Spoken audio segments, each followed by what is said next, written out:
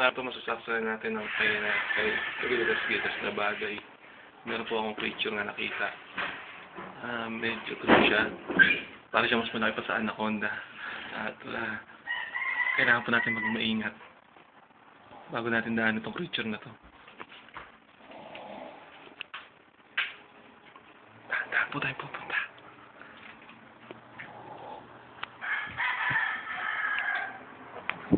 Kaibigan, nandito na po tayo.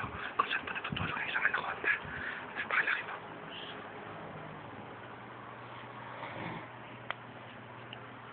Nakikita niyo po ang haba niya.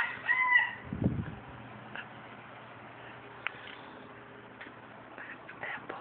Ginagabi niyo pang kanin. Dahan-dahan po siya kumayain ng mga pagkain. Lalaki po ito mga kaibigan. Kamay niya.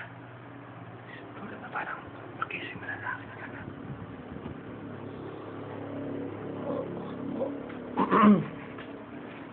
Napulunan po.